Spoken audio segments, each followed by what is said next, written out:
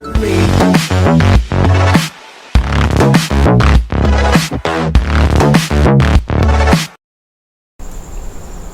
friends, welcome back to our channel Rising Education Tutorial that aims to provide you the better way of learning. Hope you all are going well in your studies as well as in your life. The tagline of our channel Rising Education Tutorial is "We are here for you, not for us." So friends, keep supporting us with the wonderful response that you are giving us. So without wasting our time, my name is Shubham Sharma and I have cleared NDA Air Force X and Y group. And friends, today I am here to make you aware about some critical or some confusing questions or confusing concepts of subject verb agreement topic of English. Exam में क्या होता है friends, हमें दो तरह के confusion होते हैं. जब भी कभी क्वेश्चन आता है हमें एरर डिडक्शन का, तो सबसे पहला तो ये हम डिसाइड नहीं कर पाते कि यार ये जो क्वेश्चन है ये किस टॉपिक से रिलेटेड है. नाउन से है, वर्ब से है, प्रोनाउन से है, सब्जेक्ट वर्ब एग्रीमेंट से है, किस टॉपिक से रिलेटेड है. और अगर हम वो टॉपिक भी अगर एक बार हमें पता लग जाए, हम डिसाइड कर लें कि यार शायद ये इससे है, उसके बाद अगर हमारे अंदर लैक ऑफ रिवीजन है, उस टाइम की बात बता रहा हूँ मैं फ्रेंड्स. अगर हम पूरी तरह से टोटली प्रिपेयर होके जा रहे हैं तब तो कोई दिक्कत ही नहीं होगी. But if we are facing the lack of revision वाली प्रॉब्लम, देन क्या होता है, सेकंड कन्फ्यूज़न होता है कि अब इसमें रूल क्या अप्लाई करें हम. एरर कहाँ होगी, अगर वर्ब की एरर है तो फिर क्या एरर होगी, ये डिसाइड नहीं कर पाते. But don't worry friends, I am here to eradicate your such type of problems only. So more and more revision will make you success by this session. इस सेशन से आप अपने concepts को build up करो, because Rising Education is a platform that gives you a conceptual and better learning. So without wasting our time, let us proceed to our first question. That is, my brother along with his friends are going on a tour. No error. Friends, ये question SSC CGL 2016 में पूछा हुआ है, मतलब ज़्यादा पुराना नहीं है. देखते हैं इस क्वेश्चन में ऐसा क्या है कि ये इसमें पूछा हुआ है. इस क्वेश्चन में है my brother along with his friends. तो जब भी फ्रेंड्स ये वर्ड आ जाए अलोंग विद, इस केस में क्या करना है, अलोंग विद के, अब अलोंग विद इस फॉर्म, इस क्वेश्चन में एक कंजंक्शन का रोल प्ले कर रहा है. Though it is not a conjunction, but it is playing the role of conjunction. वैसे ये along with कोई conjunction नहीं होता, लेकिन अभी यहाँ पर ये conjunction का फॉर्म रोल प्ले कर रहा है. कैसे? By connecting two subjects, that is my brother and his friends. इन दो subjects को connect कर रहा है along with. तो फ्रेंड्स, ऐसे केसेस में क्या होता है, ये जो along with है इसके आगे एक सब्जेक्ट होगा और इसके पीछे एक सब्जेक्ट होगा. तो जो आगे वर्ब आनी है वो डिसाइड होगी उसके आगे वाले सब्जेक्ट से, ना कि दोनों के कंबाइन से या फिर ना कि पीछे वाले से. तो जो फर्स्ट सब्जेक्ट है वो है my brother, which is singular in form, but are is in plural form. So friends, जहाँ तक मैं समझता हूँ आप समझ ही गए होंगे एरर क्या होगी इसमें. आर की जगह पे इज़ आएगी. क्यों? Because my brother is in singular form and along with जो वर्ड है वो दो सब्जेक्ट्स को ज्वाइन करेगा. अब दो सब्जेक्ट्स को ज्वाइन करने में जो पहला वाला सब्जेक्ट है उसके अकॉर्डिंग आगे वर्ब आएगी, तो यहाँ पर आर की जगह पे इज़ आएगा. And are answer is option C has error, और वो क्या है, आर की जगह पे is. Our next question is science and technology and their fallouts do not complete human culture.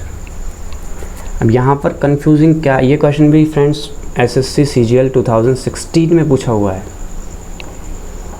मतलब ये भी ज़्यादा पुराना नहीं है. अब ज़्यादा पुराना नहीं है तो देखते हैं क्या कंसेप्ट यूज़ हुआ है इसमें. फ्रेंड्स, इसमें कंफ्यूजन एक एंड ये रहा, एक एंड ये रहा. तो कंफ्यूजन यहाँ पर ये भी आएगा कि यहाँ पर डू वर्ब यूज़ हो रही है और इतने सारे सब्जेक्ट्स हैं.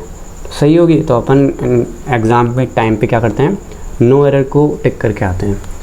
जबकि इस क्वेश्चन में भी एरर है. अब इस क्वेश्चन में क्या एरर है वो देखते हैं अपन. इस क्वेश्चन में एरर ये है कि जो एंड ये वाला है और ये वाला है, ये दोनों अलग अलग है. दिखने में एकदम सेम है बट अलग अलग कैसे हैं वो मैं बताता हूँ। ये जो साइंस एंड टेक्नोलॉजी है पूरा एक कंपाउंड सब्जेक्ट है, पूरा एक सब्जेक्ट है। साइंस एंड टेक्नोलॉजी, विज्ञान और उसकी तकनीक, एक है ये पूरा सब्जेक्ट। एक सब्जेक्ट उसके फॉल आउट्स हुए, तो ये एंड जो है ये तो कंजंक्शन है ही, ये साइंस एंड टेक्नोलॉजी और उसके फॉल आउट्स को ज्वाइन कर रहा है, इन दोनों सब्जेक्ट्स को कनेक्ट कर रहा है एंड। तो इसकी हिंदी क्या होगी, साइंस एंड टेक्नोलॉजी और उसके फॉल आउट्स ह्यूमन कल्चर को कंप्लीट नहीं करते।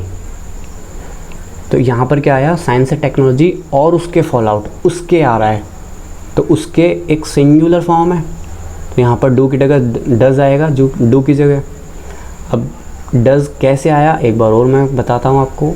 एंड जो है उसके आगे है साइंस एंड टेक्नोलॉजी, और जो यहाँ पर वर्ड यूज़ हुआ है डू, ये साइंस एंड टेक्नोलॉजी के अकॉर्डिंग होता, but do is in plural form, but science and technology is a compound subject which is in singular form, so replace do with does and option B has an error.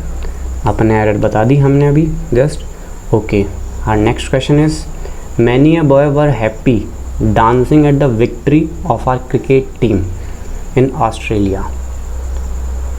Friends, ये question NDA 2011 के first वाले में पूछा हुआ है, मतलब अप्रैल में जो होता है उसमें पूछा हुआ है, बट डोंट वरी, देखते हैं क्या होता है इस क्वेश्चन में भी।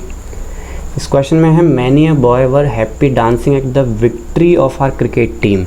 हमारी क्रिकेट टीम की जीत पे बहुत सारे बॉय में से एक डांस कर रहा था, खुश था, मतलब खुशी से डांस कर रहा था जीत पे अपनी क्रिकेट टीम पे। अब कर रहा था तो ये जगत जाहिर है कि कर रहा था सिंगुलर है, बट यहाँ पर वर यूज़ हुआ है, तो एरर साफ साफ दिख ही रही है, यहाँ पर वर की जगह पे वॉज आएगा, बिकॉज मैनी अ बॉय, बहुत से में से एक, इसका मतलब होता है काफ़ी में से एक, मतलब बहुत सारों में से एक बॉय डांस कर रहा था, तो यहाँ पर वर की जगह वॉज आएगा। It is simple in nature. Let's proceed to our next slide. A rise in price of metals and cars have been found to go together. ये क्वेश्चन एसएससी ऑडिट 2016 में पूछा हुआ है। अभी देखते हैं इसमें भी क्या है। ये बोल रहा है कि जो प्राइस होती है, जो प्राइस रेट होती है मेटल्स की और कार्स की, उसका जो राइज है, मतलब उन दोनों का जो राइज है, दोनों की जो इंक्रीमेंट है वो एक साथ होती है। मतलब अगर मेटल की प्राइस अगर बढ़ी है तो कार की भी प्राइस बढ़ेगी, क्योंकि कार में मेटल्स ही तो यूज़ होते हैं, कार की बॉडी में मेटल्स होते हैं। तो अगर कार की प्राइस बढ़ी है तो मेटल की भी बढ़ेगी, मेटल की प्राइस बढ़ी है तो कार की भी बढ़ेगी, दोनों एक साथ बढ़ती है। अपन को ये मिला है, हमें ये देखने को मिला है कि दोनों एक साथ इंक्रीज़ होती है। तो यहाँ पर a rise in price of metals and cars have been found to go together.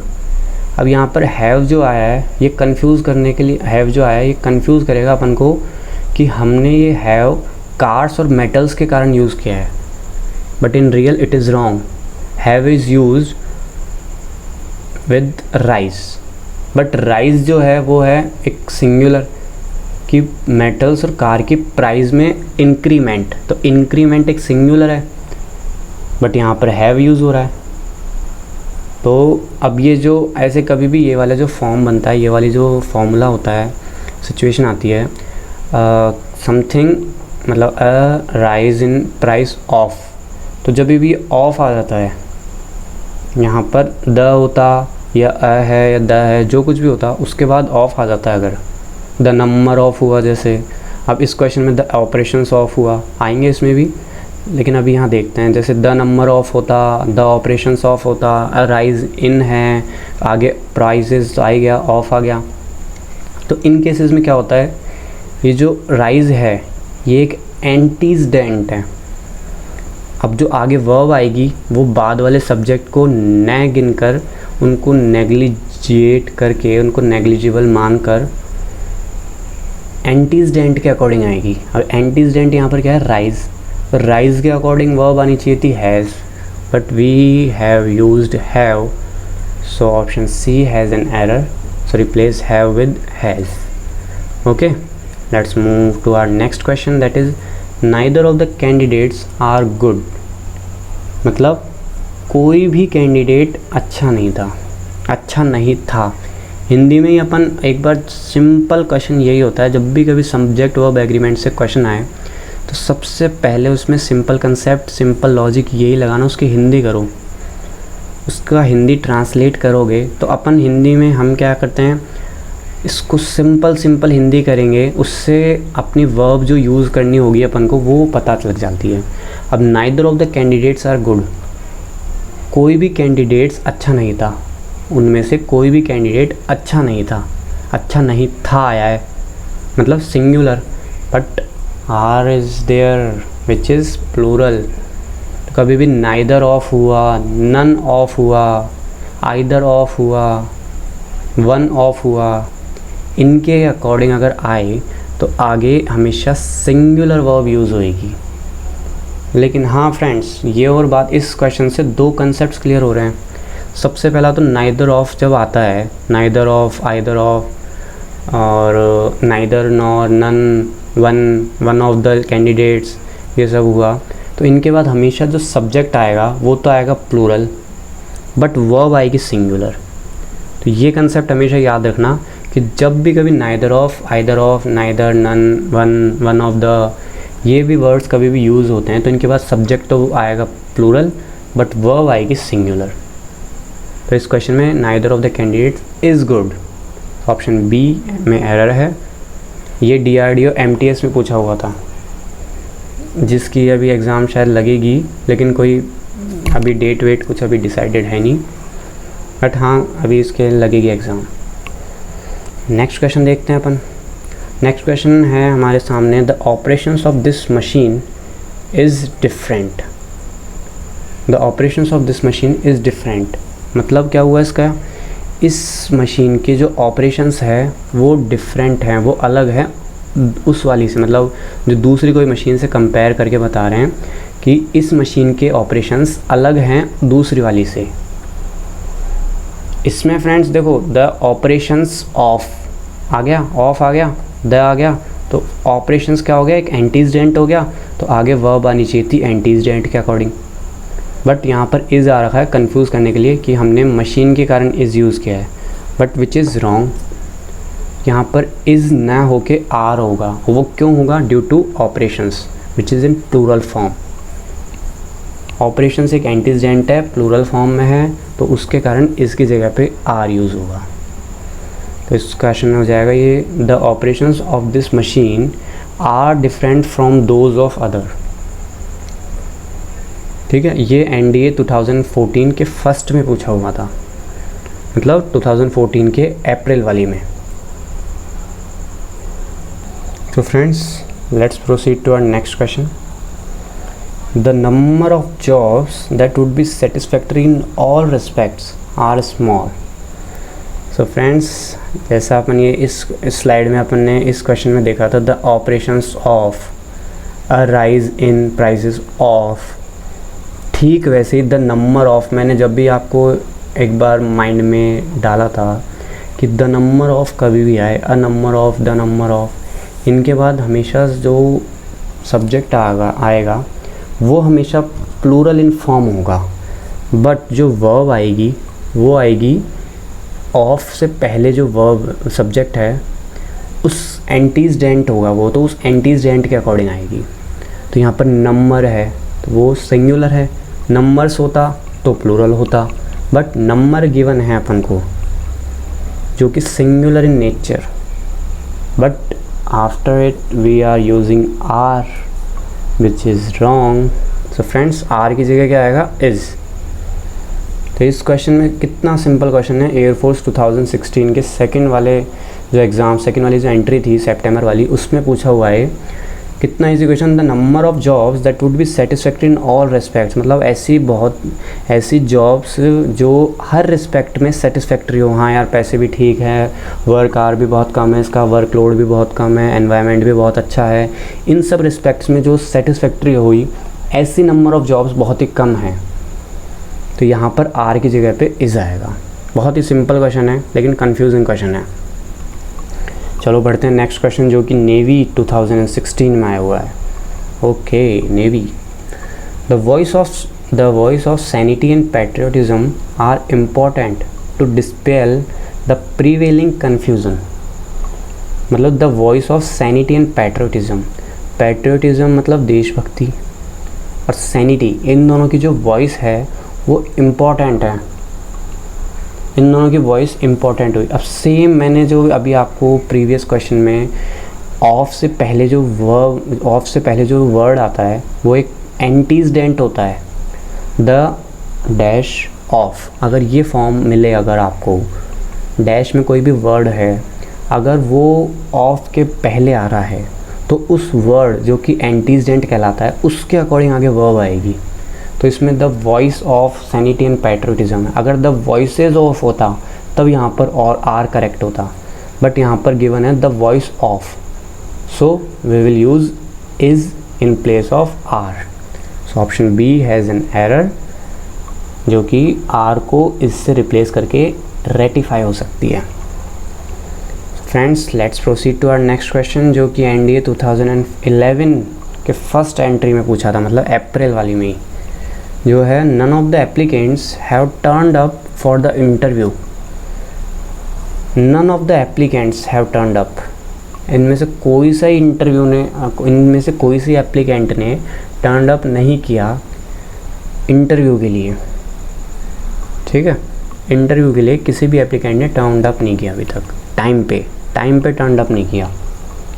तो नन ऑफ द एप्लीकेंट्स, मैंने अभी लास्ट क्वेश्चन में भी आपको बताया था, neither of, none of, either of, one of, इनके बाद हमेशा सब्जेक्ट तो आता है प्लूरल बट वर्ब आती है सिंगुलर।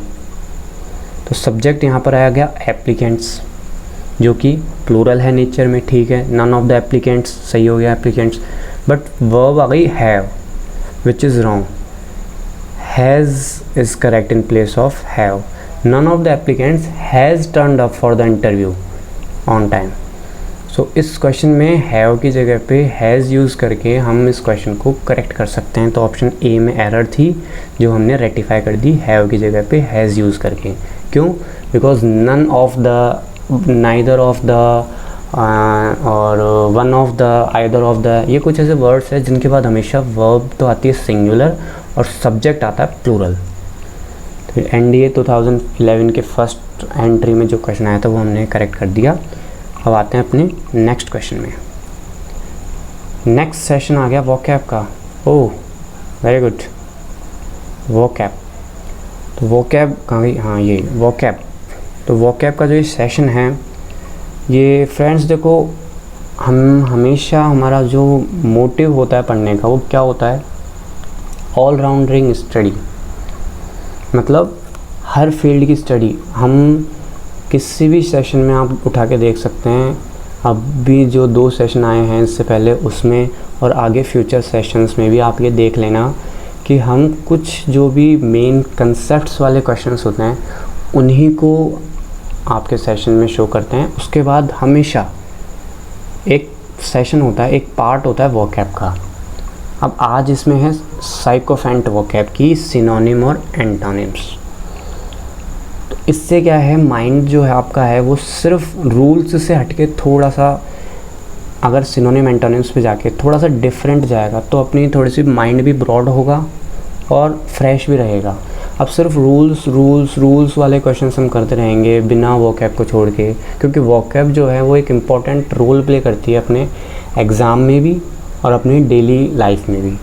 हम अगर अच्छे वर्ड्स यूज़ करते हैं तो इसमें कोई बुराई तो होती नहीं है कि यार ये तो बेकार इंसान है, ये तो अच्छे वर्ड्स यूज़ करता है। उल्टा ऐसे होता है कि यार ये, मतलब एक लेवल पता चलता है कि यार ये लेवल के वर्ड यूज़ होते हैं। इससे मतलब कोई भी अगर पर्सन है, कोई स्टैंडर्ड वाला जो शो करता है वोकैब, तो फिर अपन उसको एक स्टैंडर्ड पर्सन कहते हैं, ना कि ओनली पर्सन से। तो vocab plays important role. Vocab plays an important role in our daily life as well as in our English spoken और English language also.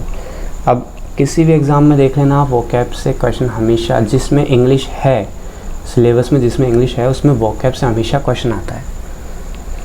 रूल से आप ऐसा कि एक बार डिसाइड नहीं कर सकते, एक बार ऐसा आप कंफर्म नहीं कर सकते कि सब्जेक्ट ऑफ एग्रीमेंट है, इसके आपने सारे रूल्स पढ़ लिए तो इससे हमेशा अपने एग्ज़ाम में क्वेश्चन आएगा ही आएगा।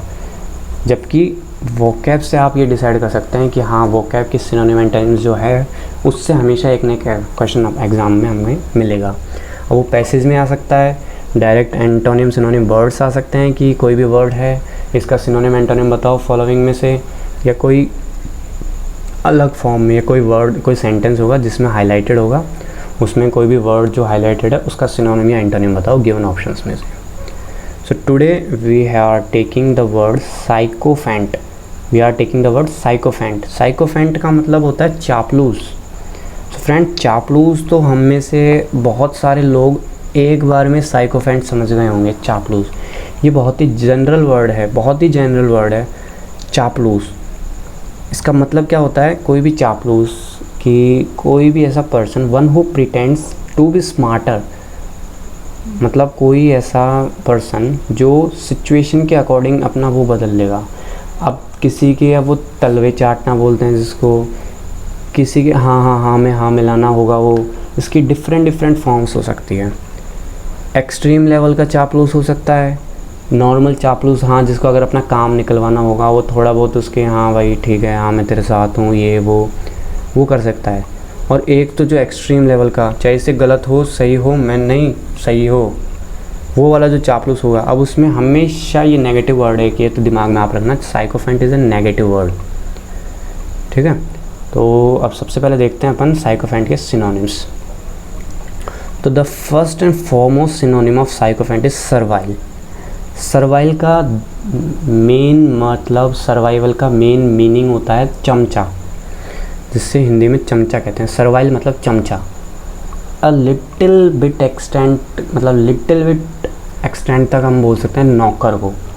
नौकर जो होता है वो भी एक तरह से चमचा होता है, बट नौकर तो पॉजिटिव वर्ड, न्यूट्रल वर्ड है, नॉट पॉजिटिव नॉट नेगेटिव। नौकर एक पॉजिटिव न्यूट्रल वर्ड है। नौकर को अपन पे करते हैं, हाँ वो वर्क उसके बदले में अपन को सर्व करता है, ठीक है। बट सर्वाइल क्या है? एक चमचा है जिसको आप पे कर भी सकते हो और नहीं भी कर सकते, बट वो आपको सर्व ज़रूर करेगा, वो होता है सर्वाइल मतलब चमचा। And the second word is boot liquor.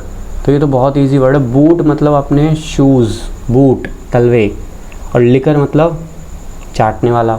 तो बूट लिकर मतलब जो तलवे चाटता है, मतलब एक्सट्रीम लेवल का चापलूस, बहुत ही हाई लेवल का चापलूस, जो मतलब रात में भी दिन में भी सारे टाइम ही हाँ, जो पूरे अपने आप को झंझोर के रख देता है किसी भी व्यक्ति के चापलूसी करने में।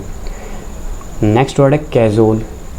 जो ये कैजुअल है वर्ड, ये ऐसे तो पॉजिटिव वर्ड भी नहीं है लेकिन नेगेटिव भी नहीं है, ये भी एक न्यूट्रल वर्ड है।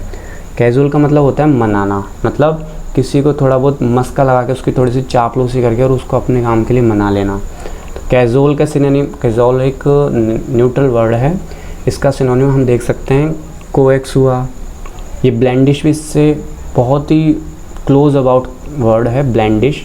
तो ब्लेंडिश और कैजुअल ये दोनों वर्ड बहुत ही क्लोज है एक दूसरे के, बहुत ही मतलब ये दोनों आपस में काफ़ी हद तक सिनोनिम कह ला सकते हैं।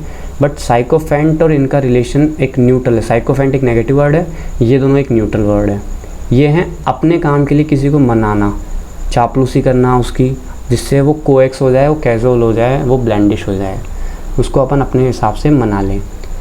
नेक्स्ट वर्ड है टोइडी। अब जो टोइडी है वो है हमेशा मतलब किसी के आगे हाँ भाई मेरे आगे झुकूँगा मैं, मेरे आगे झुको, जो भी है वो झुकता है किसी के आगे बिना किसी मतलब के। उसको अपना फ्यूचर दिख रहा है या नहीं दिख रहा कि यार मतलब मेरा काम होगा या नहीं होगा इससे, उसके बाद भी अगर वो उसके आगे झुक रहा है तो फिर वो टोइडी कहलाएगा। ये एक एडजेक्टिव, ये सारे खैर है तो एडजेक्टिव, लेकिन ये काफ़ी हद तक नेगेटिव है। उसको अपना मीनिंग चाहे से उसमें दिख रहा हो नहीं दिख रहा हो, उसके बाद भी वो अगर किसी के आगे झुक रहा है, किसी के चापलूसी कर रहा है, तो फिर वो टोइडी कहलाएगा। अब आ जाओ एंटोनिम पार्ट पे। एंटोनिम पार्ट का सबसे फर्स्ट वर्ड है ऑनेस्ट। तो फ्रेंड्स साइकोफेंट का मतलब होता है चापलूस, और ऑनेस्ट मतलब क्या होता है? एकदम ईमानदार, जब किसी के आगे कोई चापलूसी नहीं करता, कोई बेईमानी नहीं करता, कोई मतलब ये है ऑनेस्ट जो है वो, इसका इतना क्लोज एंटोनिम नहीं कह सकते, लेकिन हाँ इसका एक एंटोनिम की फॉर्म ही है ऑनेस्ट। ठीक है, नेक्स्ट वर्ड है प्रीजम्पशुअस। अब प्रीजम्पशुअस है जो एरोगेंटली बिहेव करता हो उसको बोलते हैं प्रीजम्पशुअस। ये एक नेगेटिव वर्ड है प्रीजम्पशुअस, जबकि ऑनेस्ट एक पॉजिटिव वर्ड है। प्रीजम्पशुअस एक नेगेटिव वर्ड है जिसका मतलब क्या है, हु बिहेव्स एरोगेंटली, मतलब जो चापलूसी तो नहीं करके उल्टा एरोगेंटली और बिहेव करता है, मतलब चापलूसी तो कर ही नहीं रहा और खुद की और एरोगेंटली बिहेव करके अपनी बात मनाता है, मतलब एक तरह से घमंडी तो कह क्या, लेकिन हाँ एक अकड़ में और रहता है, जो एरोगेंटली और बिहेव करता है किसी से, वो होता है प्रीजम्पशुअस। बहुत नेगेटिव वर्ड है। नेक्स्ट वर्ड है इंसोलेंट। इंसोलेंट एक प्रीजम्पशुअस का सबसेट कह सकते हैं अपन, प्रीजम्पशुअस का छोटी फॉर्म कह सकते हैं। ये तो होता है जो एरोगेंटली, जिसके अंदर बिहेवियर में एरोगेंटनेस हो, जिसके हर किसी में एरोगेंस आ जाए, मतलब बिहेवियर में आ जाए, नेचर में आ जाए, बात करने के उसमें आ जाए, सब में एरोगेंस आ जाए, तब तो प्रीजम्पशुअस है। और एक सिर्फ अपने बिहेवियर में, अपने सिर्फ नेचर में एरोगेंस लाए तो वो, जिसको अपन हिंदी में बदतमीज़ बोलते हैं, वो है इंसोलेंट। तो इंसोलेंट का मतलब होता है बदतमीज़। तो ये इसके जो एंटोनिम्स है उसमें ये ऑनेस्ट, सिर्फ ऑनेस्ट और सुपरसिलियस, ये दोनों हमेशा, मतलब परसोलेंट और वो इंसोलेंट और प्रीजम्पशुअस ये दोनों नेगेटिव है। बाकी ये तीन वर्ड जो हैं हॉटी, सुपरसिलियस और ऑनेस्ट, ये तीनों पॉजिटिव वर्ड है, जबकि प्रीजम्पशुअस और इंसोलेंट नेगेटिव वर्ड है। इनका मतलब क्या होता है, बदतमीज़, जो किसी की बात नहीं मानता, तो चापलूस कहाँ से करेगा, जब वो किसी की बात नहीं मानता तो फिर चापलूसी कहाँ से करेगा, इसलिए ये दोनों नेगेटिव वर्ड है, इंसोलेंट और प्रीजम्पशुअस। नेक्स्ट वर्ड है हॉटी। हॉटी का मतलब है ऐसा कोई बंदा जो हमेशा दूसरों से, मतलब दूसरों के सामने नहीं झुके, और ऐसा हो थोड़ा सा घमंडी टाइप्स की, यार सामने वाला मेरे से नीचा है, मैं थोड़ा सा उससे हायर लेवल हूँ, वो है हॉटी। वैसे हॉटी को अपन, जो भी पहले के टाइम पे राजा महाराजा होते थे, उनको भी एक किंग जो बोलते हैं अपन, किंग, तो हॉटी अपन उनको भी डिनोट कर सकते हैं कि जो किंग होते थे वो क्या है, बाकी जो भी गांव वाले या जो भी कुछ अपनी प्रजा में या मिनिस्ट्री में रहते थे उन सबको अपने से नीचा समझते थे, तो उनकी चापलूसी तो कहाँ से करेंगे, नीचा ही समझते थे जो। तो हॉटी और सुपरसिलियस बहुत ही दोनों क्लोज वर्ड है, दोनों का मतलब है कोई ऐसा बंदा, वन हु प्रिटेंड और हु मतलब जो सामने वाले को अपन से नीचा समझ लेता है कि ये मेरे लेवल के नहीं है, ये मेरे लेवल के नहीं है, तो मैं इनसे क्या बात करूं, क्या इनसे बातचीत करूं, क्या मतलब उनको अपनी, अब इकोनॉमिक स्टेटस में देख लो या किसी भी सोसाइटी स्टेटस में देख लो, पॉलिटिकल स्टेटस में देख लो, किसी भी स्टेटस में देख लो, वो सामने वाले को अपन से नीचा समझे, तब फिर वो हॉटी या फिर सुपरसिलियस हो गया। ओके फ्रेंड, सो एक बार जल्दी से रिवाइज कर लेते हैं साइकोफेंट वर्ड को, उसके सिनोनिम्स। पहले सबसे पहले सर्वाइव, बूटलिकर, कैजुअल, ब्लेंडिश और टोड़ी, ये इसके सिनोनिम्स है। एंटोनिम्स हो गए ऑनेस्ट, प्रीजम्पशुअस, इंसोलेंट, हॉटी और सुपरसिलियस। ऑनेस्ट हुआ पॉजिटिव वर्ड, मोस्ट पॉजिटिव जिसको बोल सकते हैं अपन, जबकि प्रीजम्पशुअस और इंसोलेंट हुए नेगेटिव वर्ड्स, और हॉटी और सुपरसिलियस तो न्यूट्रल से थोड़ा सा ऊपर, मतलब अ लिटिल बिट एक्सटेंट तक ये पॉजिटिव है, लेकिन ये सामने वाले को नीचा समझ के अपनी थोड़ी सी पॉजिटिविटी कम कर लेते हैं। वैसे तो ये हैं जो बदतमीज़ भी ना हो लेकिन किसी के सामने झुके भी ना। अब कोई अपने सामने वाले को नीचा समझता है तो वो बदतमीज़ थोड़ी हुआ, बदतमीज़ तो है जो सामने वाले को नीचा समझ के और फिर उससे बेकार बिहेवियर करे, थोड़ा सा एरोगेंट बिहेवियर करे, तब फिर वो बदतमीज़ होगा। तो इंसोलेंट और प्रिजम्पशुअस तो हो गए बदतमीज़ वाले, और हॉटी और सुपरसिलियस हो गए न्यूट्रल। ओके फ्रेंड्स, सो आपको आज की वीडियो कैसी लगी इसको कमेंट बॉक्स में कमेंट करें, और अब तक अगर आपने हमारे चैनल राइजिंग एजुकेशन ट्यूटोरियल को सब्सक्राइब नहीं किया है तो आप बहुत ही बड़ी वाली गलती कर रहे हो फ्रेंड्स, क्योंकि rising education tutorial is a platform who provides conceptual and better learning both। तो राइजिंग एजुकेशन ट्यूटोरियल जो है प्लेटफॉर्म, वो आपको कंसेप्चुअल के साथ साथ बेटर लर्निंग प्रोवाइड करेगा। तो ये दोनों चीज़ें जब आपको एक प्लेटफॉर्म पे मिल रही है और आप अगर उसको तब भी गेन नहीं कर रहे हो तो फिर ये गलती से कि जैसी है, गलती से बड़ी तो क्या कहें, इसको एक ब्लंडर कह सकते हैं, बहुत ही बड़ी गलती कह सकते हैं। कोई दिक्कत नहीं है, अभी भी आप इतना लेट नहीं हुए हैं। अभी भी अगर आपने हमारे चैनल को सब्सक्राइब नहीं किया है तो सबसे पहले इसे लाइक करें, शेयर करें, कमेंट बॉक्स में कमेंट करें अपना रेस्पॉन्स, ताकि हमको बूस्ट मिल सके, हमको एनर्जी मिल सके। हमारे हमारी व्यूअर्स की डिमांड क्या है वो सब आप हमें बता सकते हैं कमेंट बॉक्स में कमेंट करके, और सब्सक्राइब तो आप करिए। Thanks for watching. Thank you friends.